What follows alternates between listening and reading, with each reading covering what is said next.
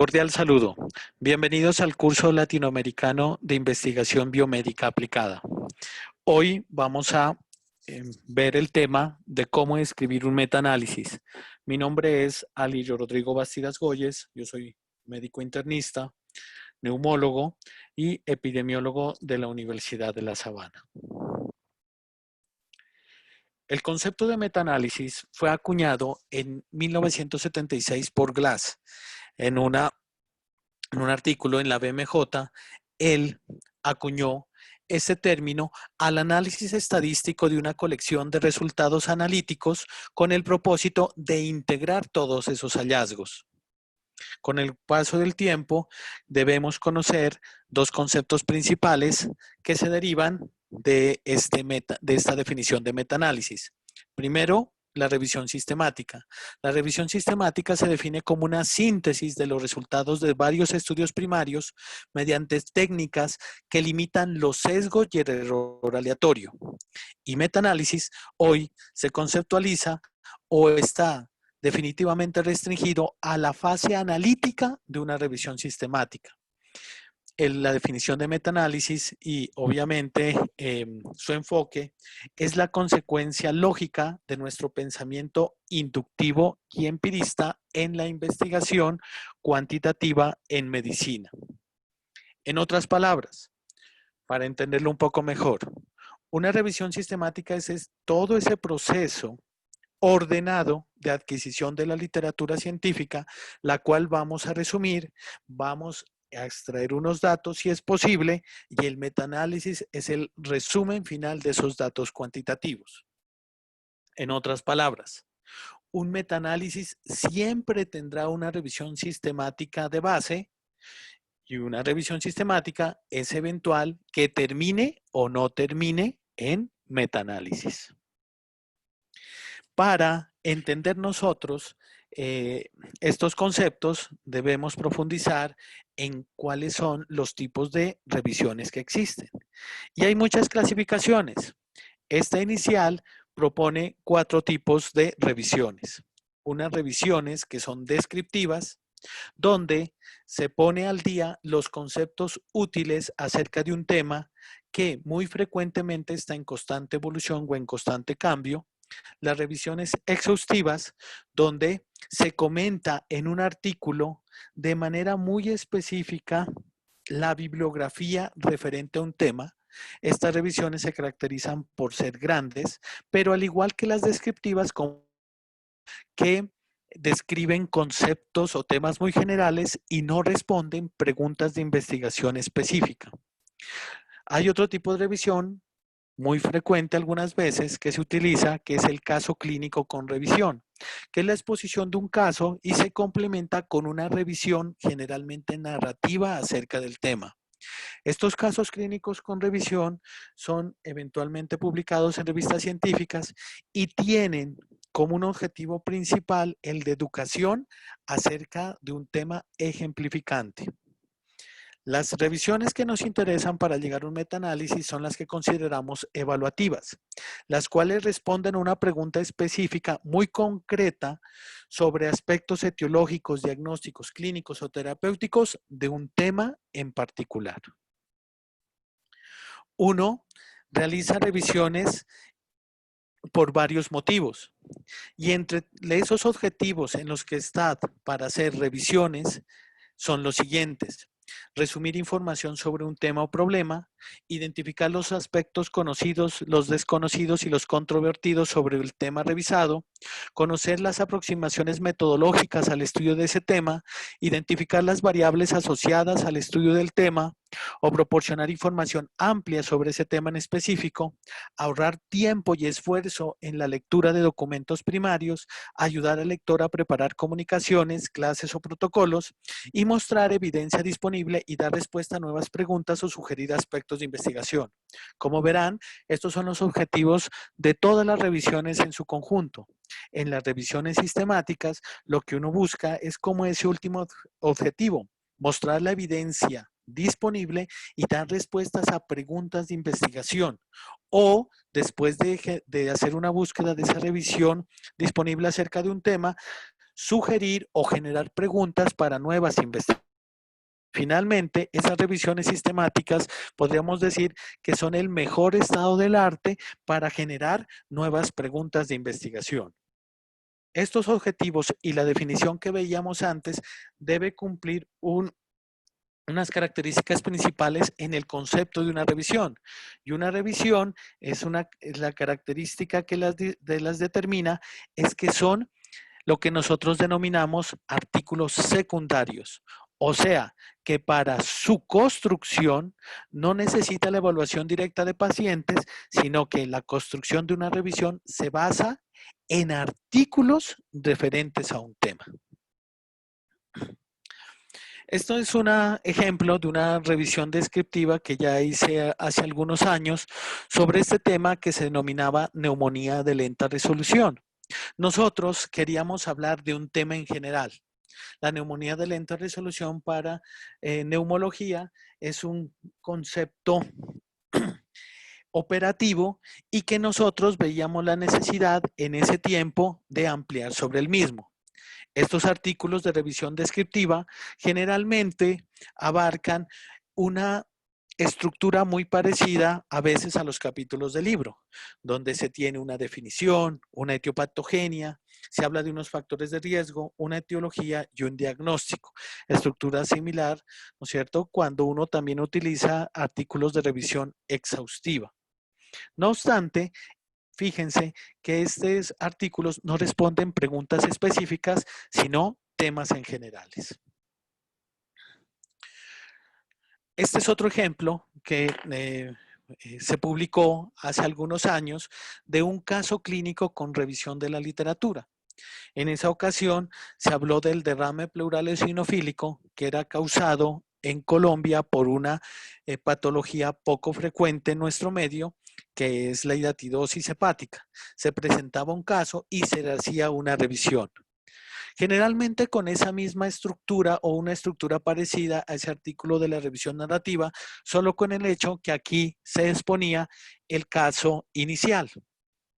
Y era interesante que nosotros en esta revisión, además de hablar de la definición, etiopatogenia, los factores de riesgo, la etiología y el diagnóstico de esta condición, abarcábamos un tratamiento que en ese tiempo era relativamente de nuevo para esta infección por este parásito, la cual era aspirar el quiste hidatídico y después de la aspiración a través de una hoja del mismo, colocábamos alcohol para tratar de mejorar al paciente. Finalmente, lo que a nosotros nos interesa para poder llegar a escribir un metaanálisis son son esas revisiones que les denominamos evaluativas. Este es una revisión sistemática, pues que entra dentro de esa definición que se publicó en la Revista Colombiana de Anestesiología y de la cual afortunadamente pude ser parte de ese equipo de investigación, en el cual evaluábamos o nuestra pregunta era si los opioides, ¿no es cierto?, en el manejo de la disnea en pacientes con insuficiencia cardíaca eran eficaces o no. Fíjense que a diferencia de las dos revisiones anteriores, en esta nosotros nos centramos en un punto específico, en este caso mirar si un tratamiento, el de los opioides, es beneficioso para pacientes con falla cardíaca. Para construir este tipo de artículos o revisiones sistemáticas, el esquema varía con relación a los revisiones anteriores. Aquí nosotros nos planteábamos una hipótesis de trabajo inicial, teníamos que hacer una selección de la población del estudio y una búsqueda en la literatura de esos artículos que tuvieran esa población. Teníamos que definir cómo íbamos a recoger los datos de esos artículos, cómo íbamos a valorar la calidad de los mismos y cómo iba a ser nuestro método de extracción. Y finalmente, si permitía esos artículos que finalmente llegaban a la revisión final, mirar si permitían sacar datos o extraerse datos de los mismos para poder llegar a lo que es de nuestro interés, que es el metaanálisis, y esos métodos estadísticos que evalúan el resumen de esos datos en conjunto y mirar lo que vamos a ver más adelante, si existe heterogeneidad y valorar los sesgos que se pueden presentar en los mismos. Y finalmente, después de ese análisis y resumen de los datos, evaluar si la interpretación de esos resultados se podía aplicar a nuestro medio y nuestras condiciones. Entonces, podemos ir resumiendo que las revisiones hay de diferentes tipos. En esta otra clasificación también las nombran como narrativas, revisiones integradoras, panorámicas o lo que conocemos hoy en día también como Scoping Review, análisis conceptuales, revisiones sistemáticas, revisiones realistas, políticas de salud puestas en la práctica, las revisiones sistematizadas, que son muy parecidas a la revisión sistemática, pero que por un paso no alcanzaron a ser sistemáticas, y también revisiones de revisiones, aquellos documentos que evalúan no artículos primarios, sino otros artículos secundarios de revisión. Pero que las que nos interesan para desarrollar el metaanálisis principalmente son las revisiones sistemáticas, donde podemos hacer preguntas específicas de etiología, factores de riesgo, plantearnos pruebas diagnósticas, tratamientos o realizar en eventos adversos, entre otras. Ese resumen de análisis final de las revisiones, de ese análisis final de los datos, es lo que consideramos metaanálisis, y esa suma de ese análisis cuantitativo o ese análisis cuantitativo nos puede permitir, entre otras cosas, describir un fenómeno o aumentar la precisión del mismo, estudiar la etiología o los factores del riesgo de una condición, valorar la exactitud o la validez de pruebas diagnósticas, el estudio sobre pronósticos o sus determinantes, y los metaanálisis que son más frecuentemente utilizados son aquellos que valoran las intervenciones o tratamientos. En otras palabras, esos resúmenes numéricos que salen de revisiones sistemáticas los podemos enfocar sobre etiología, pronóstico, diagnóstico y tratamiento. Esos resúmenes cuantitativos finalmente nos permitirán evaluar algo muy importante que se denomina la valoración de la heterogeneidad, la identificación de posibles grupos de riesgo, y también nos permite ese resumen la valoración de la calidad de nuestros estudios. Entonces, el escribir un metaanálisis va muy de la mano de cómo escribir una revisión sistemática. De ahí que les traiga esta serie de conceptos para que ustedes puedan entender esto a profundidad. Entonces, en el protocolo de una revisión sistemática, y en otras palabras, en el protocolo de una revisión sistemática y metaanálisis, debe existir una hipótesis de trabajo, luego una selección de la población de estudio. En esa selección se requiere una búsqueda de la información con criterios de inclusión en la investigación, una recogida de datos, cómo se va a realizar la misma, cómo se va a valorar la calidad de los estudios que yo estoy leyendo y que incluyo en la revisión, cómo va a ser ese método de extracción de esos datos reportados en esos estudios. Y finalmente, hay uno, cuando ya extrae los datos, se centra en lo que se denomina el metaanálisis, donde es una serie de métodos estadísticos que evalúan, primero, cómo resumo mis datos finales y cómo analizo posibles factores que pueden influir en esos datos, que se denomina los análisis de heterogeneidad y la valoración de los sesgos. Y en este caso específico de las revisiones sistemáticas y metaanálisis, la evaluación de un sesgo que se llama el sesgo de publicación. Y finalmente, después de sacar todos esos resúmenes numéricos, una interpretación prudente de esos resultados y mirar si pueden aplicarse o no a mi situación. Ustedes, en sus otras charlas, de pronto van a hacer una aproximación a cómo debo realizar una evaluación crítica de la literatura. Y yo siempre complemento en la charla de cómo realizar un metaanálisis también cómo leer de manera crítica esa literatura. ¿Y por qué? Porque si yo sé cuáles son los pasos para la lectura crítica de cada uno de esos artículos, pues sé cuáles son mis pasos para realizar una correcta escritura de un artículo científico, en este caso metaanálisis. Y por eso les traigo esta página que se llama Equator y que el link lo encuentran en la parte inferior derecha, donde propone una lista de chequeos según el tipo de investigación que usted esté evaluando o quiera escribir. En este caso, en el estudio de revisiones sistemáticas está el instrumento que se llama Prisma. Y el Prisma tiene unas extensiones o otros tipos de artículos o listas de chequeo según la revisión sistemática y metaanálisis a la cual usted quiera llegar. Por decir algo, si usted quiere hacer una revisión sistemática y metaanálisis de una prueba diagnóstica, tendrá como ayuda el Prisma extensión de cómo realizar una prueba diagnóstica. Por otra parte, hay otras herramientas como el AMSTAR. Este es el AMSTAR 2, que también es una herramienta de evaluación crítica de revisiones sistemáticas de estudios de intervenciones en salud y que también da una serie de pasos que usted deberá tener en cuenta, tanto para la lectura de este tipo de artículos como para la escritura de los mismos. Otra herramienta que sirve para la evaluación de revisiones sistemáticas es la que da el programa de lectura crítica CASPE. Esta herramienta da principalmente apartes de cómo hacer una apreciación crítica de este tipo de artículos, pero puede servir como una lista de chequeo de lo que yo debo escribir en la construcción de las mismas. No obstante, da unos parámetros más generales y no tan específicos como los da el Prisma o AMSTAR 2.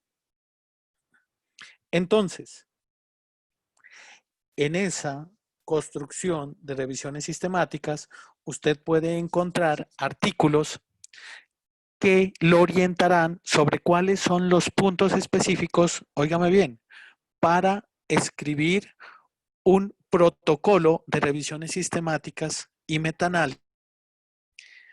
Usted puede tener una construcción y un escrito tan bueno de un protocolo que eventualmente podría ser publicable.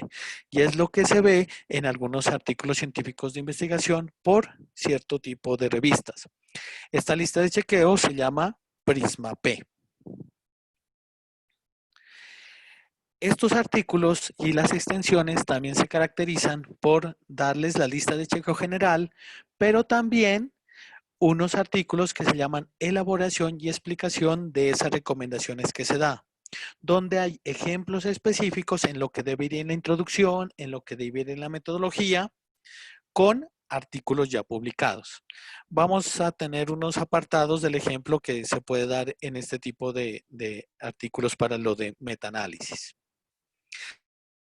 Pueden conseguir otra lista de extensiones. Por ejemplo, el Prisma o la lista de chequeo para la escritura o revisión de Scoping Review, revisiones panorámicas. Y el que nos interesa, el de revisiones sistemáticas y metaanálisis. Aunque también, como les decía anteriormente, hay unas listas de chequeo que también se amplían para estudios de prueba diagnóstica. Incluso para realizar o listas de chequeo específicas para realizar los resúmenes de las revisiones sistemáticas.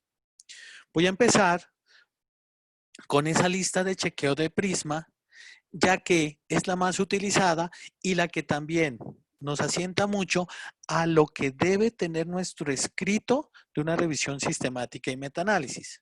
Lo primero, el título. Se debe identificar el mismo como revisión sistemática y metaanálisis o ambas, como lo vemos en el título de ejemplo de la diapositiva. En ese resumen o abstract que se denomina de ese tipo de revisiones sistemáticas, debe tener un resumen estructurado. Y un resumen estructurado en estos aspectos, que además de su título, se tenga un contexto o unos antecedentes, unos objetivos, una muestra de dónde fueron obtenidos los datos o cómo se realizó la búsqueda para llegar a esa revisión, la selección de los estudios de la misma, cómo fue la extracción de esos datos, los resultados generales o la síntesis de esos resultados con las diferentes mediciones que se realizaron y la conclusión. Además de eso, ese resumen también debe tener los autores y las filiaciones institucionales, que es muy importante. Y también en algunas revistas se sugiere la declaración de los conflictos de interés. Muy importante cuando nosotros escribamos revisiones o metaanálisis. En otras palabras, siguiendo ese chequeo del prisma y aplicándolo a cómo debe ser escrito nuestro artículo, entonces, en nuestro título debemos identificar nuestra revisión como revisión sistemática, metaanálisis o ambos, y en ese resumen realizar una estructura del mismo que incluya antecedentes, objetivos, fuentes de datos, criterios de elegibilidad de los estudios, participantes, intervenciones, evaluación de los estudios y métodos de síntesis, resultados, limitaciones, conclusiones e implicaciones de los hallazgos a participantes principalmente. Ya algo muy importante, que lo vamos a ver más adelante. El protocolo de una revisión sistemática, si bien se puede publicar en la revista, hoy en día se vuelve muy necesario en ese proceso de construcción realizar un registro del mismo en algunas entidades pues que se especializan en esto. Vamos a comenzar de una manera más profunda en esa construcción de ese metaanálisis. ¿Cómo empieza todo? En una revisión sistemática. Y al ser sistemática, se orientará a una pregunta específica. Entonces, nosotros para esa pregunta específica deberemos desarrollar lo que se denomina una hipótesis de trabajo. ¿Ya? Una hipótesis de trabajo donde cuñaremos, ¿no es cierto?, referenciaremos los estudios que la componen. ¿Ya? ¿De dónde surge esa idea? En el artículo que les comentaba de los opioides, esa introducción la estructuramos como en tres grandes partes. La primera, hablando principalmente del tema en general, una especie de marco teórico muy resumido en ese primer y segundo párrafo de esa introducción, donde abordábamos la importancia de la falla cardíaca a nivel mundial, que la condición de la enfermedad era progresiva, mostrando estadísticas locales, donde la enfermedad es más frecuente y cuántos son los costos generales alrededor de la misma. Es lo que habitualmente uno comienza a realizar o a escribir en las introducciones de los artículos que va realizando. Luego, en el segundo o el tercer párrafo de la discusión, nos acercamos más a un concepto de arte, específicamente en el tema que nos corresponde. En este caso, que la falla cardíaca deteriora esa calidad de vida y que esa calidad de vida, ¿no es cierto?, en estadios avanzados, eventualmente debe ser considerada importante de nuestros sujetos. Y finalmente, ¿no es cierto?, en esa evaluación de esa gravedad de la calidad de vida, comenzamos a introducir en nuestro escrito esa hipótesis de trabajo, que los opioides podrían ser utilizados, ¿no es cierto?, en este tipo de enfermedad, pero que ese uso sigue siendo controversial. Motivo por el cual nosotros nos interesaba realizar aproximaciones de la eficacia y utilización de los mismos en cuanto a pacientes de falla cardíaca que tengan disnea, dolor o ansiedad. Colocábamos al final de nuestra introducción el objetivo de nuestra revisión sistemática era revisar el beneficio de estos opioides en el manejo de estos pacientes, especialmente disnea, en pacientes con falla cardíaca. Aquí hay una consideración muy importante. Cuando uno emprende o dice que para responder la pregunta de investigación necesita una revisión sistemática, debe estar justificado. Nosotros, para encasillarnos en un ensayo clínico, en ese momento no teníamos ni los recursos, ni el personal necesario para llevarlo a buen término. De ahí que escogimos una revisión sistemática que podría ayudarnos a aclarar esta pregunta de investigación. En esta parte de la introducción, volvemos a revisar el prisma y decimos, escribimos nuestra justificación, describimos la justificación de la revisión en el contexto que ya se conoce sobre el tema. En este caso, describimos la necesidad de el estudio de los opioides en un tema que se llama falla cardíaca. Y también es importante en esa introducción plantear esos objetivos, ¿no es cierto?, de manera explícita que las preguntas que vamos a responder sobre esa revisión. En este caso, y utilizando lo que vamos a ver o lo que recordamos, que es nuestro acrónimo PICO, ¿ya? O en este caso, pues, PICOS, es nuestros pacientes, que serían pacientes con falla cardíaca, si darles intervención, ¿no es cierto? Si darle opioides versus placebo o comparador versus tratamiento convencional, no darles opioides, ¿mejoraría o no las escalas funcionales de Disney? Posterior a plantearse esa hipótesis de trabajo, viene la selección de nuestra población estudio. Que recuerden, al ser artículos secundarios, esa selección de población viene siendo otros artículos, los cuales deben incluir los sujetos que a mí me interesan. En otras palabras, tendríamos que realizar unos criterios de inclusión como para los artículos que vamos a revisar y unos criterios de inclusión para la población que se revisa en ese tipo de artículos. En esa selección de población de estudios y esa búsqueda de la información, pues usted puede tener varios puntos de vista. Buscar toda la información disponible. Contras. Requerirá mucho tiempo y dinero.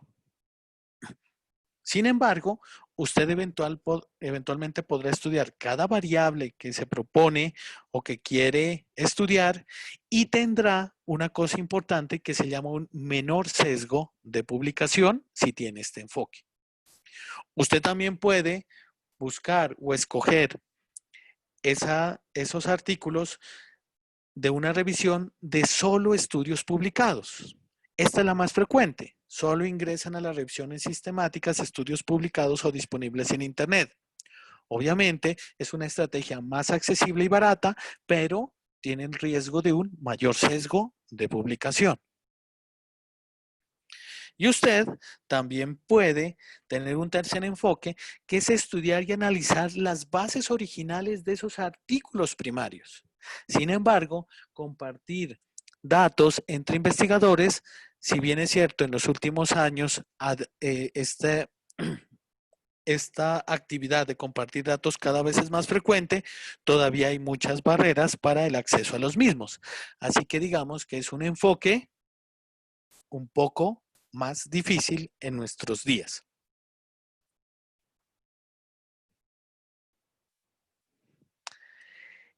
Yo recomiendo inicialmente que usted realice una estrategia de búsqueda de los artículos publicados.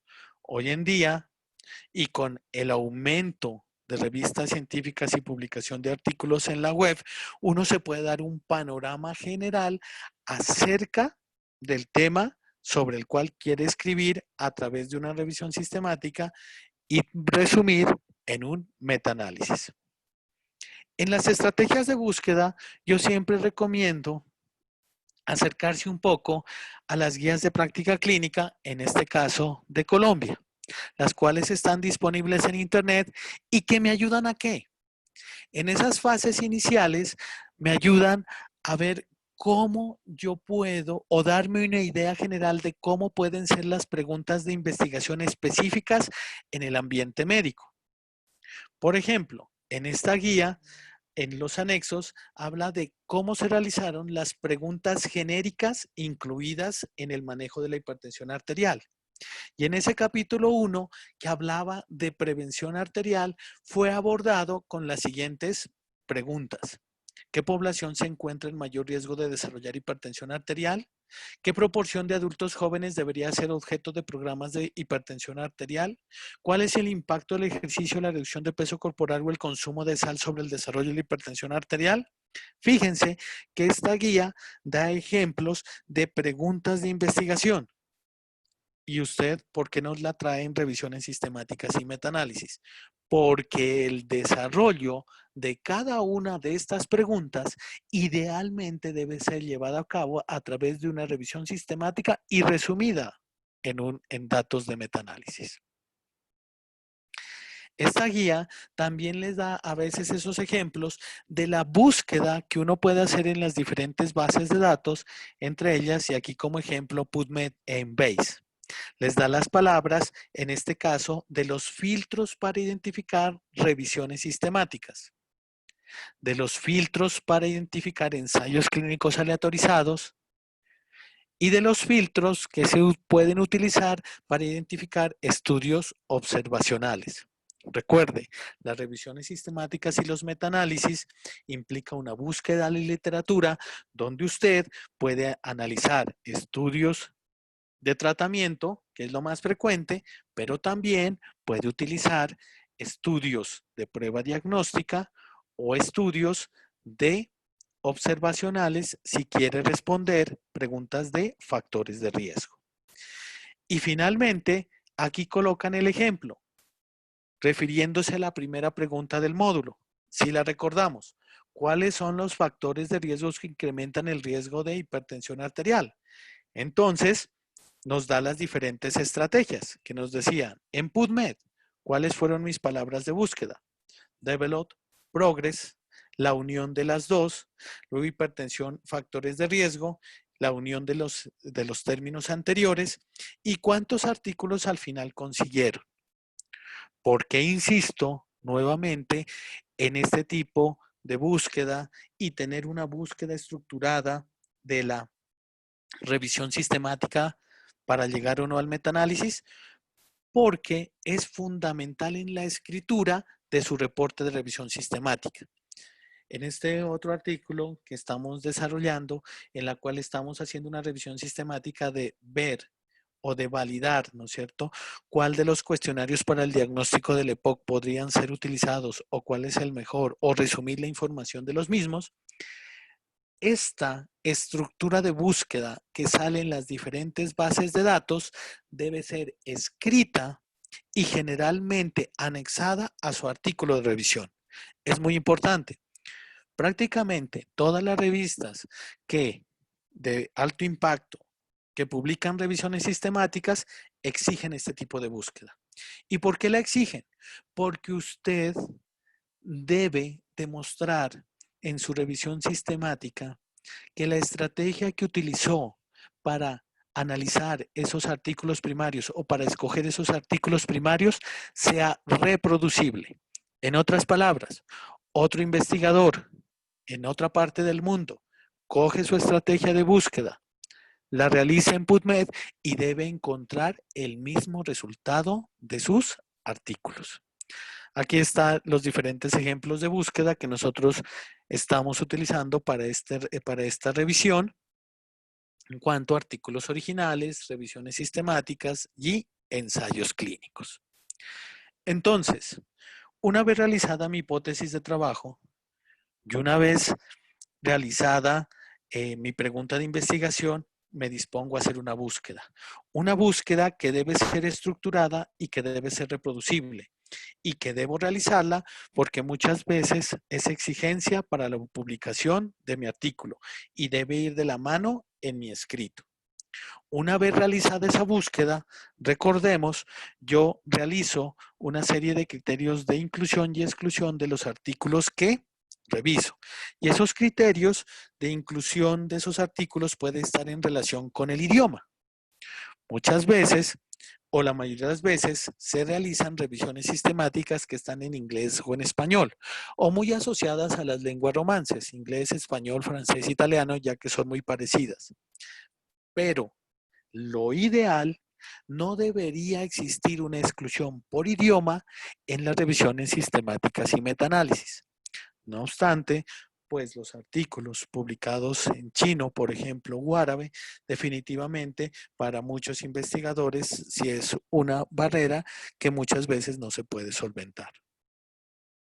Además de realizar la búsqueda, mirar qué artículos ingreso o no por idioma, debo tener también presente qué tipos de artículos voy a incluir para mi revisión sistemática y metaanálisis.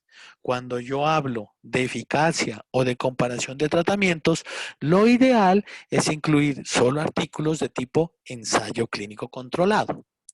Cuando voy a hablar de factores de riesgo, pues eventualmente se podrán incluir artículos de casos y controles o corte. Cuando evalúo pruebas diagnósticas, pues el tipo de diseño que yo voy a incluir será un estudios de validez de pruebas diagnósticas. Una vez, ¿no es cierto?, escogidos esos artículos y yo ya diciendo o seleccionando el idioma sobre el cual los voy a trabajar, el tipo de diseño de los mismos, también debo valorar el tipo de exposición en esos sujetos dentro de esos artículos que voy a analizar.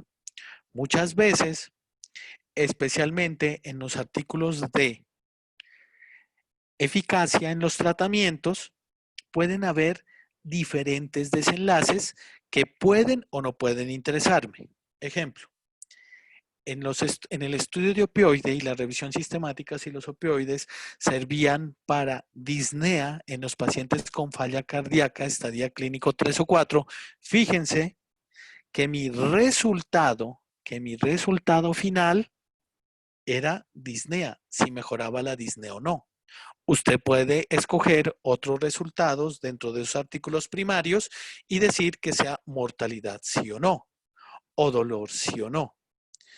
Eso en caso del tipo de desenlace que yo quiera estudiar. Y por otra parte, el tipo de exposición. De pronto, usted solo quería estudiar la morfina, no los opioides en general. Entonces, incluirá a su revisión solo artículos en idioma inglés que sean ensayos clínicos y que solo hablen de morfina. Y no incluirá algún otros que hable de otro tipo de opioides como hidromorfona o meperidina, para colocar un ejemplo. Finalmente, usted también tendrá que evaluar en ese tipo de artículos, ¿ya?, el tipo de efecto que quiere evaluar. ¿Qué es un tipo de efecto? Nosotros generalmente denominamos estas medidas de efecto a lo que es o radios, riesgos relativos, reducciones absolutas del riesgo. Usted podrá decir que incluirá aquellos artículos que le permitan determinar cuál es el riesgo o la reducción del riesgo de utilizar opioides en la mejoría de la disnea. Y no utilizará aquellos artículos que, por ejemplo, le den medidas promedio en las escalas de disnea entre los dos grupos que obtuvieron opioides y los que no tuvieron opioides. Cuando usted ya ha definido su criterio de búsqueda, ¿no es cierto? Ya ha definido sus criterios de inclusión en los artículos. En una revisión sistemática es importante que esos artículos que usted escogió entren a un proceso de validación de calidad. O sea, que usted tendrá que evaluar cada uno de esos artículos escogidos en esa revisión y mirar si tienen buena o no mala calidad a través de una serie de instrumentos ya estandarizados. Volviendo a nuestro ejemplo de los opioides en falla cardíaca en este artículo publicado en la Revista Colombiana de Anestesiología. Nosotros, en métodos, se escribe o se coloca cuáles fueron las bases de datos incluidas. En este caso, buscamos en la base de datos de Próspero, pero el artículo finalmente no se puede inscribir al mismo. Ya vamos a aclarar esto más adelante. La fecha de la inclusión, los idiomas, fíjense que aquí incluíamos artículos que estuvieran en inglés, en español, portugués, francés, italiano, ¿no?, que fueran ensayos clínicos controlados, que esos ensayos clínicos controlados fueran en pacientes con falla cardíaca y que esa falla cardíaca estuviera en estadios 2, 3 y 4. Que esos pacientes con falla cardíaca ya recibieron tratamiento óptimo para la misma, ya que era importante para nuestra investigación si los opioides mejoraban la disnea. Y uno de los motivos de no mejorar la disnea es que se hubieran incluido en los artículos pacientes que tuvieran un tratamiento deficiente para la misma. Fíjense que nuestro resultado primario era el deterioro o mejoramiento en la disnea en una escala y la calidad de vida como outcome secundario. Y después de esos criterios de inclusión, de esos artículos que nosotros colocamos, también tenemos que nombrar en nuestro escrito cuáles fueron los artículos excluidos y por qué se excluían los mismos. Todo esto es importante, porque ya lo vamos a ver más adelante, porque estos criterios de búsqueda nos permiten realizar en el escrito de nuestra revisión sistemática y metaanálisis la figura 1, que es la que sintetizará cómo fue el flujo de ingreso de los artículos para el estudio. Una vez escogidos los artículos que entran a la revisión sistemática y que van a ser evaluados y examinados la calidad, luego viene el plan de extracción de datos de los mismos. Obviamente, artículos de buena calidad tendrán datos de buena calidad. De ahí que se diga que la mejor calidad de los artículos saldrá de ensayos clínicos. O sea, que las revisiones sistemáticas de ensayos clínicos controlados serán, entre comillas, las de mejor calidad. Luego vienen los ensayos clínicos no aleatorios, los estudios de corte y casos y controles, las series temporales y finalmente, ¿no es cierto?, datos que se consideran de una calidad menor, los estudios descriptivos o opiniones. En este caso, y en la escritura de la revisión sistemática y el metaanálisis, habrá que decir cómo se escogieron esos artículos en esa búsqueda que se realizó en esas diferentes bases de datos. Y primero, lo que uno realiza es, después de la búsqueda, una revisión por título y abstract de esos artículos. Y luego, según el título y abstract, usted incluye los artículos que piensa que pueden ser útiles para su revisión. Pero todo esto debe quedar escrito en su artículo e incluso en su protocolo. Deberá decir cuáles son los integrantes participantes del equipo de investigador que escogieron los artículos y cómo los escogieron. En este caso y en las revisiones sistemáticas generalmente se forman dos equipos que leen los títulos y abstract y escogen de manera independiente los artículos que piensan ellos que pueden ser leídos de manera completa y luego de esos artículos que son escogidos por los dos equipos de título y abstract para leerlos de manera completa, también entre los dos equipos los leen y miran quiénes cumplen los criterios de inclusión y no cumplen los criterios de exclusión para su lectura final. Y luego estos mismos equipos califican la calidad de esos artículos y extraen los datos. Esto es clave en una revisión sistemática, porque el trabajo en equipos permite saber cuál fue la concordancia de todo ese equipo investigador de escoger esos artículos que finalmente van a ser analizados en el metaanálisis y cuáles artículos fueron excluidos y el por qué. En otras palabras, estoy diciendo que un artículo de revisión sistemática no puede ser llevado a cabo por una sola persona. Necesita, ya que es inherente de la misma, al menos o como mínimo 2 investigadores para llevarla a cabo. Próspero es una iniciativa, ¿ya?, que busca que esos protocolos que se realizan de las revisiones sistemáticas sean registrados en la web. Hay otras iniciativas, pero Próspero es la más conocida. ¿Y por qué la traigo aquí a colación? Porque hasta este punto de cómo va a ser extraída la información y finalmente cómo van a ser analizadas los resultados, debe quedar escrito idealmente en un protocolo. Y ese protocolo idealmente debe quedar registrado. ¿Y por qué traigo este concepto en cómo escribir un metaanálisis? Porque la mayoría de las revistas que publican este tipo de revisiones sistemáticas hoy en día está exigiendo la inscripción previa de su protocolo a Próspero. Y eso queda escrito en el documento final. Nuevamente, a nuestra lista de chequeo que estamos utilizando, en este caso no para lectura crítica, sino para ver cuáles son los puntos e ítems que estamos escribiendo en nuestro metaanálisis y revisión sistemática, traigo Prisma. Entonces nos dice, escribió usted, ¿no es cierto?, en los métodos, el protocolo y registro de su revisión sistemática. Usted nombró cuáles son los criterios de elegibilidad a través de la estructura PICO de sus pacientes y también los criterios de elegibilidad o de exclusión de los artículos revisados. ¿Y dónde usted realizó esas fuentes de información? Recuerde, todo esto lo chequeamos porque todo esto es necesario en la escritura del artículo. ¿Qué también exige? ¿Dónde realizó la búsqueda y en qué bases de datos? ¿Cómo seleccionó los estudios? ¿Cuál fue el proceso de recopilación de datos? Recuerde, en la revisión que se hizo anteriormente, la construcción de equipos y cómo fue el discernimiento de esos equipos a través de los artículos que entraron finalmente a la revisión.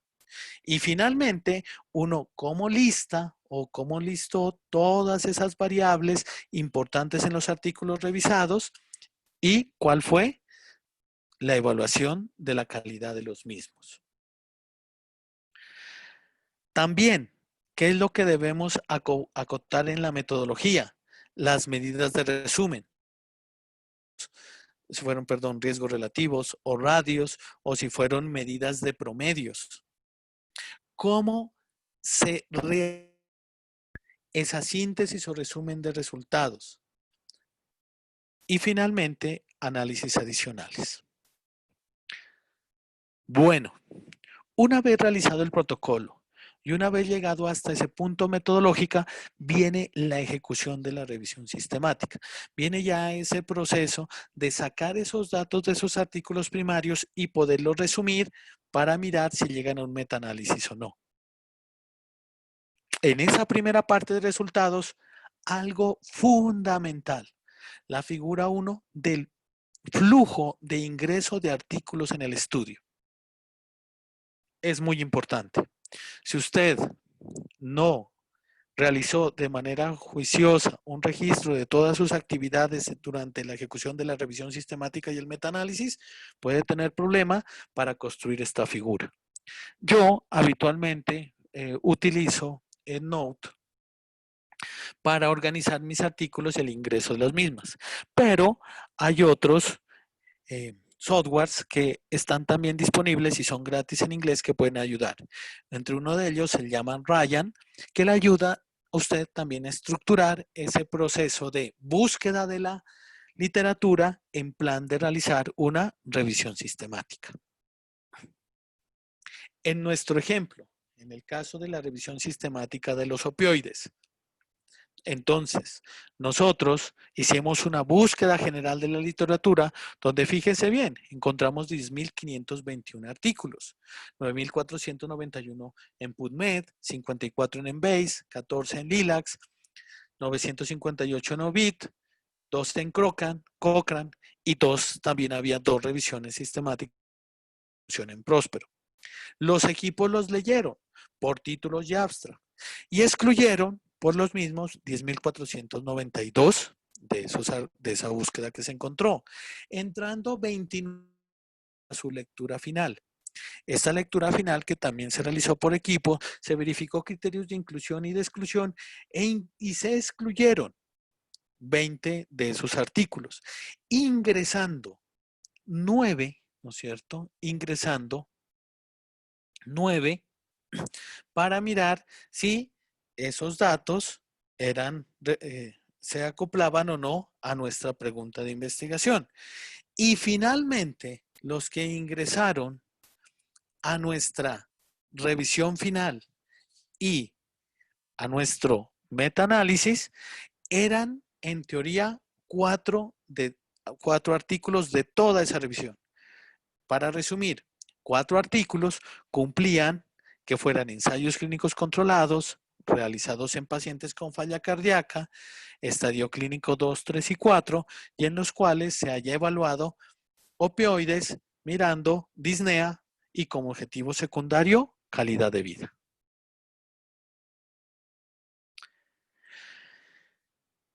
Esos artículos entran a la evaluación de calidad. En otras palabras, mirar si estuvieron o tuvieron puntajes adecuados en la realización de los mismos. En otras palabras, en una revisión sistemática voy a evaluar si los ensayos clínicos, en este caso de ejemplo, cumplen o no esos criterios. Pero para evaluar si cumplen o no esos criterios, lo ideal es que la evaluación de la calidad también sea realizada por esos equipos de la revisión sistemática y utilizando herramientas de evaluación para esos artículos. Entonces, los cuestionarios de calidad, ¿no es cierto?, van a ser llevados más fácil en ensayos clínicos, donde ya hay muchas herramientas o protocolos validados, entre ellos el halal, aunque pues también se pueden utilizar otros. En estudios observacionales hay guías que pueden ser utilizadas como el STROF.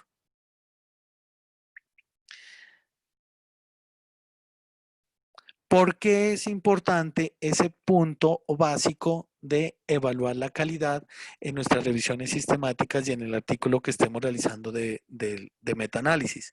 Porque también es un punto fundamental que se exige en la escritura de este tipo de artículos. Usted debe dar o representar cómo fue la evaluación de calidad y las gráficas acerca del potencial riesgo de sesgo que tengan los mismos. Pero ¿qué consideraciones hay que tener sobre la calidad?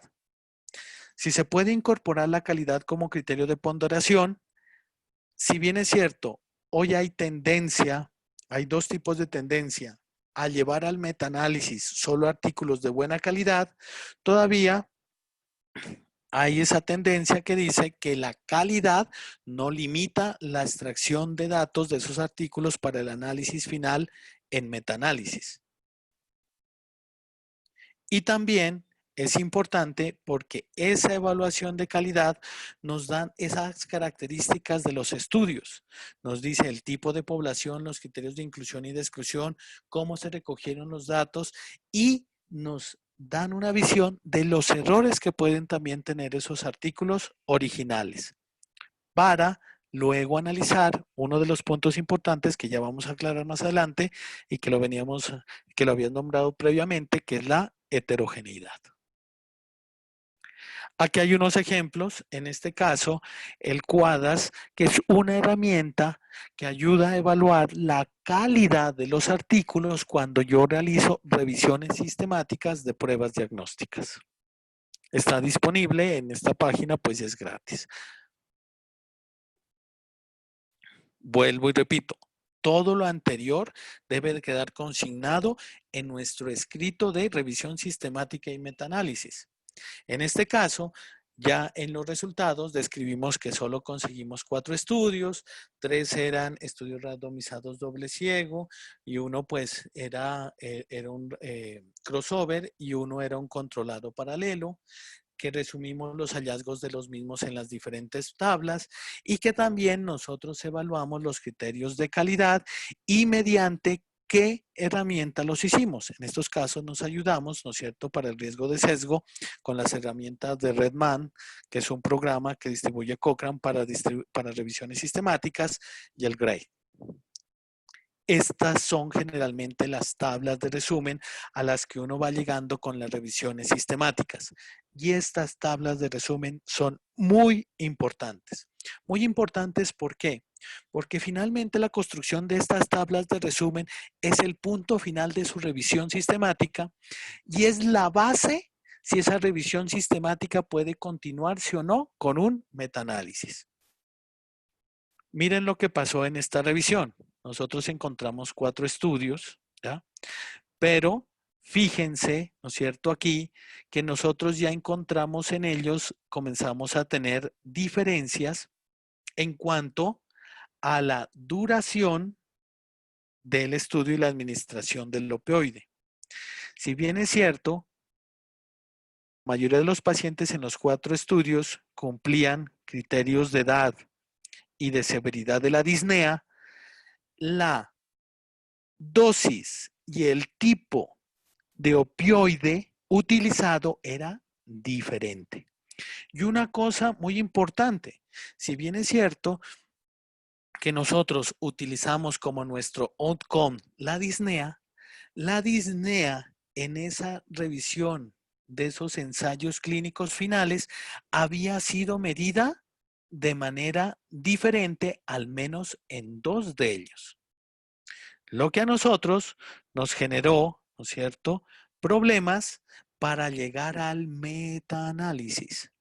En otras palabras, hicimos una revisión sistemática, escribimos los pasos de la misma, sacamos y extraímos la información, pudimos sacar la información de cada uno de los estudios en cuanto a número, pero no pudimos sumar esos números ya que los outcomes o desenlaces finales de la misma habían sido medidos de manera diferente.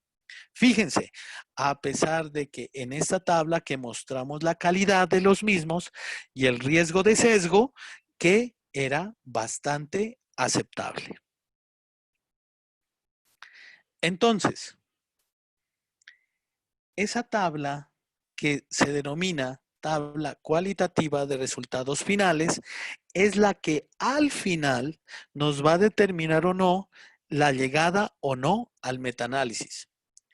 Finalmente, es publicable, entre comillas, una revisión sistemática hasta ese punto.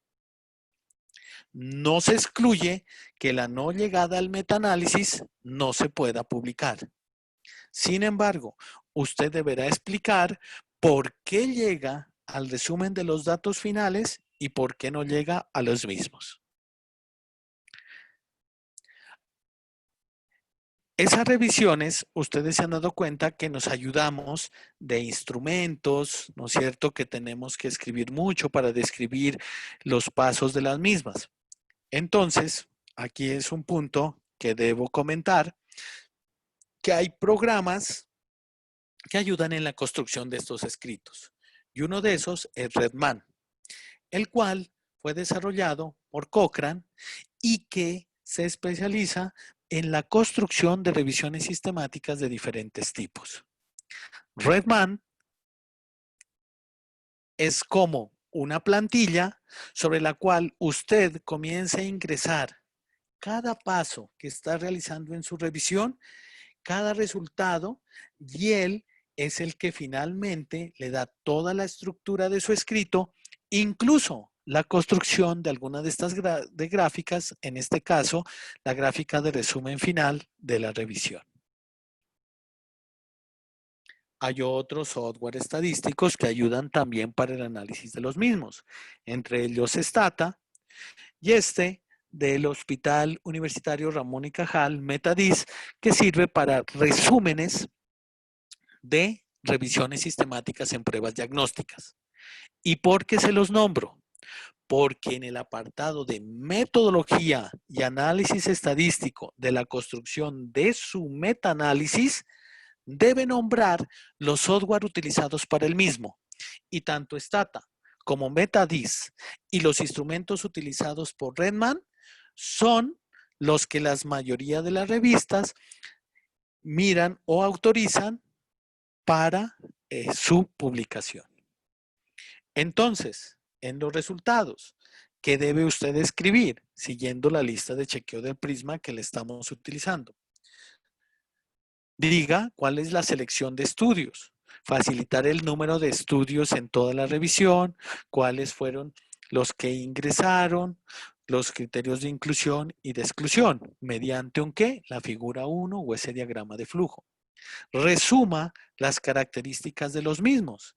tenga en cuenta, ¿no es cierto?, el tipo de estudio, el tamaño poblacional, las características demográficas importantes.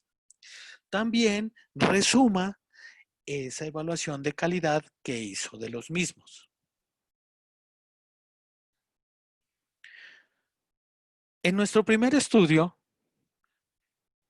hicimos una revisión sistemática y pensamos inicialmente que podíamos llegar a un metaanálisis.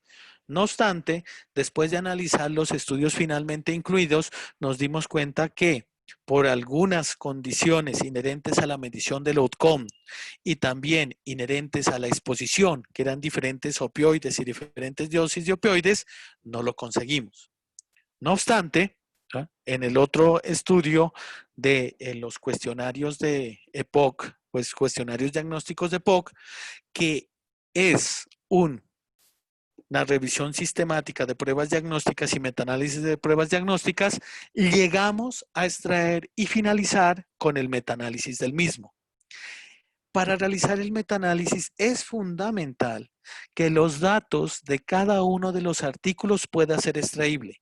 Y en este caso, ustedes ven los títulos de los estudios, el número de pacientes incluidos, el tipo de herramienta utilizado o el tipo de cuestionario. Y fíjense aquí, nos permite la construcción de las tablas de 2x2, en este caso de sensibilidad, especificidad, valor predictivo positivo y valor predictivo negativo, que van a ser utilizadas para el metaanálisis final. Finalmente, uno en el metaanálisis lo que realiza es un resumen de todos estos datos valorando el peso que puede tener cada uno de los estudios en los mismos. Los metaanálisis, ¿no es cierto?, responden o son todas esas técnicas estadísticas que, primero, realizan una combinación numérica de los diferentes estudios. Para realizar esa combinación numérica, usted utiliza el resultado de cada estudio y el peso del mismo. Esto es un resumen general de cómo usted puede ponderar los diferentes riesgos en la suma de esos estudios. ¿Qué es? Finalmente, el resumen final de su medida de impacto, sea riesgo relativo, odds ratio, hazard ratio, sobre la varianza de cada uno de los mismos. El análisis o los modelos estadísticos para realizar el resumen de los datos de esa serie de estudios clínicos tiene dos enfoques grandes. Uno que se llama de método efectos fijos y otro de efectos aleatorios. Esta tabla inicial es para dar las definiciones de estos signos. Vamos con el círculo negro, mostrar cuáles serían el efecto verdadero obtenido en la investigación y este triángulo hacia abajo, el efecto combinado. Y el cuadrado y el rombo, lo que podemos obtener en los estudios como el efecto observado. ¿Para qué es esto? Cuando nosotros vamos a sumar todas esas medidas estadísticas con el modelo que denominamos modelo de efectos fijos, asumimos que nuestra variable resultado, ¿ya?, y que nuestros estudios son totalmente homogéneos e iguales. O sea, una reproducción perfecta de un estudio clínico en dos lugares diferentes. Entonces, asumimos que nuestra población es igual, que todo es igual y que el efecto que nosotros, fíjese bien, ese efecto verdadero, no, es la suma de todos nuestros efectos verdaderos en cada uno de los estudios. No obstante, el modelo de efectos fijos es difícil de asumir, porque como todos sabemos, y es un ejemplo, en la revisión sistemática de los opioides, había estudios que diferían en muchos aspectos. Pueden diferir en la exposición, tener o no tener morfina, o pueden diferir en el desenlace, la medida, en este caso, cómo se evaluó la disnea. Entonces, nuestro resultado verdadero puede ser el resultado de sí, de un efecto verdadero en cada uno de los estudios, pero además de lo que observamos en cada uno, dado por la variabilidad que se presente dentro de cada estudio. En otras palabras, el efecto de modelos fijos asume los resultados o la suma final de los resultados del peso, de la ponderación del peso de cada uno de esos estudios y del resultado sobre su varianza, como si los estudios fueran totalmente iguales, y el modelo de efectos aleatorios cuando nosotros no podemos asumir esa igualdad en todos los estudios. El modelo de efectos aleatorios asume que un valor verdadero está, y esto puede sonar un poco complicado, en una distribución normal para poderlos resumir. Entonces, en el modelo de efectos fijos, el resultado final será el peso de cada uno de los estudios sobre su varianza, y en el modelo de efectos aleatorios será el peso de cada uno de esos estudios sobre su varianza, que la compone una varianza dentro del estudio más una varianza de diferencia entre los estudios.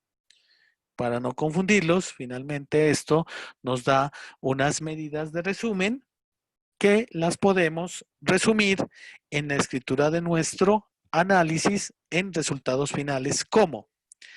Este es un ejemplo que está en Prisma de cómo presentar los resultados finales de un estudio de utilización de radioterapia y antiinflamatorios no esteroideos en procedimientos de cadera.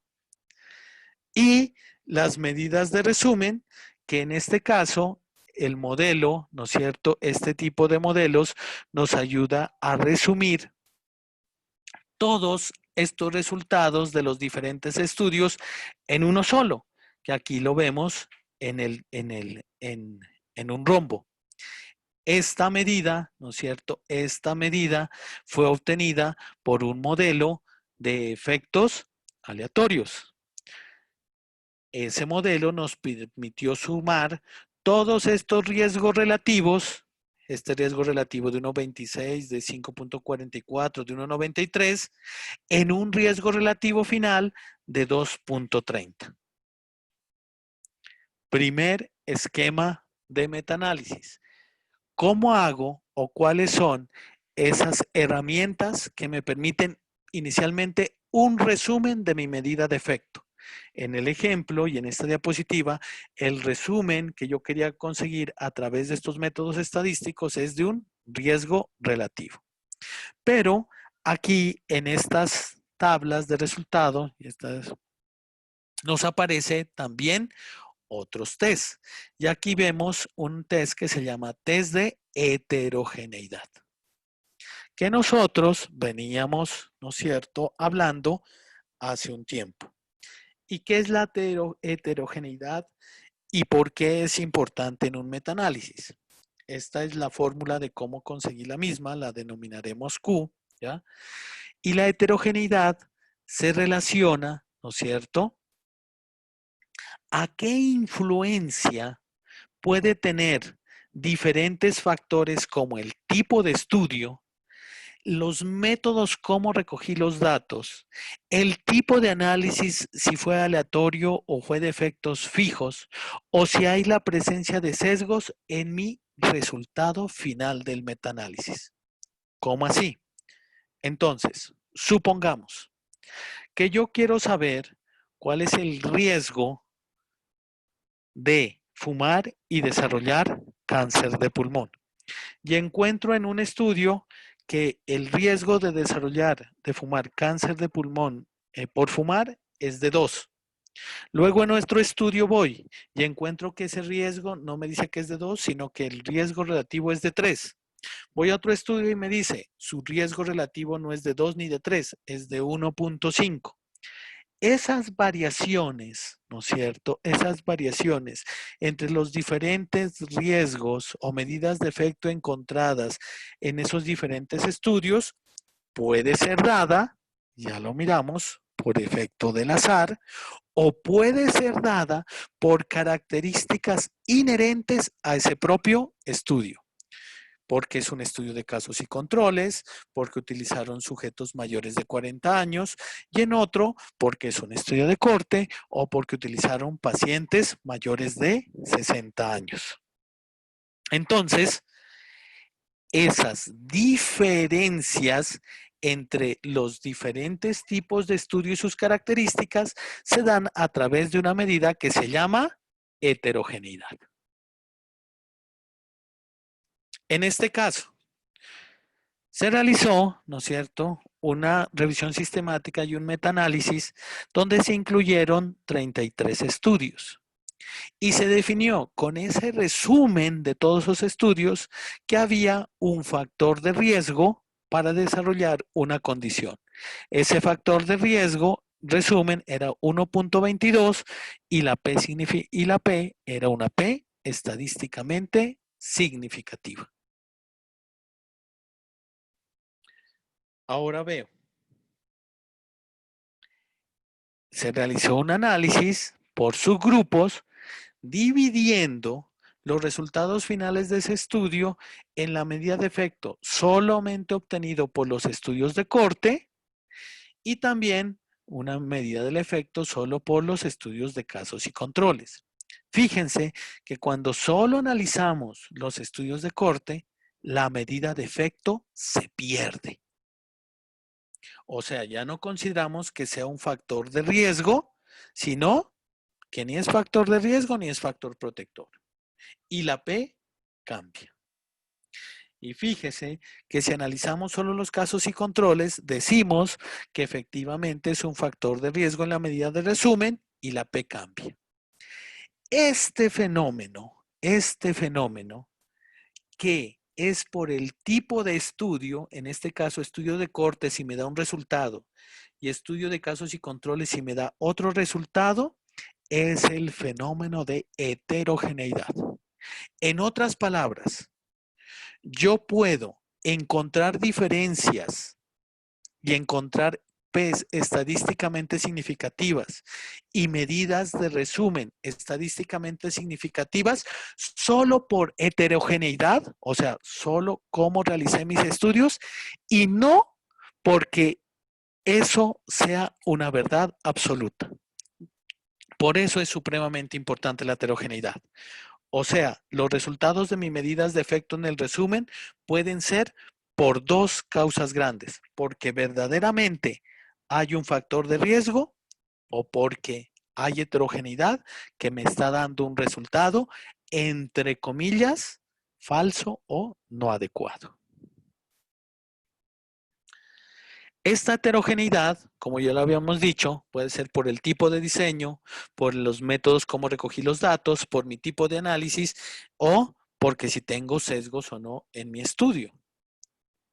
Y es supremamente importante de yo escribirla y redactarla en mi informe. En este caso, ¿cuánto fue mi heterogeneidad? En este ejemplo, ¿no es cierto? Si nos fijamos aquí en la parte inferior, test de heterogeneidad y cuadrado igual a 0, ¿ya? O si encuentro heterogeneidad marcada en mi estudio. Pero ¿cómo yo digo que mis estudios son heterogéneos o no heterogéneos? Después de realizar esta fórmula un poco compleja, la heterogeneidad se transforma o es en esencia lo que denominamos una prueba de hipótesis. En otras palabras, los estudios llevados al metaanálisis son homogéneos, hipótesis nula. Los estudios en el metaanálisis son diferentes o heterogéneos, hipótesis alternativa. Si yo realizando esta fórmula obtengo una P mayor de 0,05, asumo mi hipótesis inicial que mis estudios son homogéneos. Pero si yo tengo una P menor de 0,05, rechazo mi hipótesis nula, adquiero mi hipótesis alternativa y digo, mis estudios son heterogéneos. Otra forma de también evaluarla es a través de el I cuadrado y hasta hace también algunos años el R cuadrado. ¿Qué es lo que también vemos aquí cuando decimos test de heterogeneidad? I cuadrado igual de 0%. ¿Eso qué quiere decir? Que los resultados de mi metaanálisis los explica la heterogeneidad en un 0%. Pero si yo tuviera un I cuadrado de 80%, podría decir, los resultados de mi análisis final los explica la heterogeneidad en un 80%. Y esto sigue siendo muy criticado, porque para algunos autores le dicen, si usted llegó a la revisión sistemática e hizo el metaanálisis, y si su heterogeneidad es muy mayor del 50%, publique y escriba sus resultados y explique cuáles pueden ser las posibles fuentes de heterogeneidad. Y hay otra tendiente que dice, si su heterogeneidad es tan alta, no publique sus resultados porque posiblemente los mismos no se deban a que exista una diferencia verdadera o un riesgo verdadero y posiblemente se deban a heterogeneidad. ¿Cuál es mi sugerencia? Una vez llegado y realizado todo el trabajo que implica una revisión sistemática, el resumen de un metaanálisis, yo no veo de más por qué no publicar esos resultados y dar las posibles explicaciones de la fuente de heterogeneidad. Uno también puede realizar en el abordaje de la heterogeneidad dos análisis adicionales más. Un análisis que denominamos análisis de subgrupo estratificado y otra estrategia también incluida en los metaanálisis que se llama metaregresión, la cual nos explica cuál es la posible fuente de heterogeneidad en nuestro metaanálisis y en los estudios analizados. Finalmente, en el metaanálisis y en ese resumen de datos también incluyen los análisis de los potenciales sesgos que se pueden incluir en este tipo de investigaciones. Uno de los más importantes es el sesgo de publicación. Así cualitativa y también se puede evaluar a través de una manera estadística. El sesgo de publicación, evaluado de una manera cualitativa, se aborda a través de la gráfica de embudo. La gráfica de embudo, ¿no es cierto?, representa en el eje de las X el tamaño poblacional de cada uno de los estudios y en el eje de las Y el logaritmo natural del riesgo relativo. Hacia su parte izquierda encontrará usted los resultados de estudios poco precisos con poco tamaño de muestra que han dado resultados tanto positivos como negativos en la investigación y en la parte derecha, ¿no es cierto?, estudios de gran tamaño o estudios precisos que también darán resultados positivos o negativos. En este caso, nos muestran un riesgo relativo resultado final de 2. Y los artículos que tenían resultados mayores de 2 y menores de 2. Fíjense que hay una simetría en el gráfico de embudo que al trazar una línea, en este caso roja, nos da una manera, ¿no es cierto?, perpendicular, ¿no es cierto?, al eje de las X. O sea, en otras palabras, en esta revisión sistemática se publicaron tanto estudios pequeños que mostraban desenlaces a favor y en contra y estudios grandes que mostraban desenlaces a favor y en contra. O sea, que no hay sesgo de publicación. En esta otra gráfica nos damos cuenta que sí hay un sesgo de publicación. Fíjense que la simetría de la gráfica se pierde. ¿Y qué nos dice? Mire, se publicaron artículos pequeños con riesgos relativos a favor grandes, pero no se publicaron artículos pequeños con riesgos relativos, ¿no es cierto?, en contra. Si bien es cierto, la medida gráfica tiene una alta carga de subjetividad, también se puede utilizar para valorar el riesgo de publicación el método de McCallill, que es un análisis de regresión lineal simple ponderada por el inverso de la varianza. En otras palabras y menos complejas. Cuando no hay sesgo de publicación, esta pendiente o la pendiente de esta línea roja va a ser cero. Y cuando hay sesgo de publicación, fíjense que la pendiente de esa línea roja cambia de cero a ser diferente a cero. Y es una medida matemática de uno acercarse al mismo sesgo. ¿Por qué es importante todas estas cosas de heterogeneidad que les acabo de nombrar y de los sesgos? Porque usted, y siguiendo la lista de chequeo del Prisma para escribir su revisión sistemática que llegue a metaanálisis, debe escribirla. En este caso y en este ejemplo se dice que hubo evidencia fuerte de heterogeneidad. El I cuadrado daba 79. O sea, el 79% de los resultados finales del metaanálisis se podían deber a heterogeneidad y no a que eso verdaderamente esté ocurriendo. Y que ellos, para explorar esta heterogeneidad, también evaluaron otros gráficos para mirar si había, en este caso, sesgo de publicación. Pero recuerden, ustedes también pueden escribir que la heterogeneidad fue abordado con técnicas de metaregresión y también con técnicas de estratificación.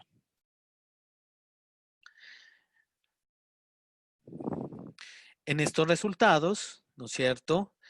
Usted, además de presentar pues la selección de los estudios, las características de los mismos, los riesgos, también plantea los análisis finales tanto de medidas de resumen con medidas de efecto fijo o aleatorio, análisis o evaluación de la heterogeneidad, aproximación o explicación de la misma, y también debe escribir el sesgo de o explicar los posibles sesgos de publicación. Finalmente, usted cuando ya obtuvo esos resultados del estudio, debe ver si esos resultados se pueden interpretar y ser prudentes para la pregunta de investigación que usted realizó al principio. Si contestan o no esa pregunta y en qué grado la contestan. Para eso, pues ya sabemos que evaluar estas publicaciones, pues hay diferentes tipos de metodología para mirar si están bien escritas, entre ellas el Prisma, que nos ayuda a evaluarla y también nos ayuda a escribirla, y otras estrategias como Quorum o Moz, para mirar si esos pasos estuvieron bien estructurados y si esa discusión o conclusión final es acople a lo que nosotros realizamos. Además, en esa discusión, usted debe escribir en su artículo, ¿no es cierto?, los resultados del estudio individuales, la síntesis y el riesgo de sesgo entre estos mismos estudios. Hay un esquema de la escritura de la discusión que le dice, en su primer y segundo párrafo, usted debe abordar el objetivo principal de su estudio. En los párrafos subsiguientes, sus objetivos secundarios y también en los párrafos finales, los posibles sesgos y debilidades de la misma. En el escrito de una revisión sistemática y metaanálisis, no olvidar la declaración de conflictos de intereses y financiación. Muchas gracias.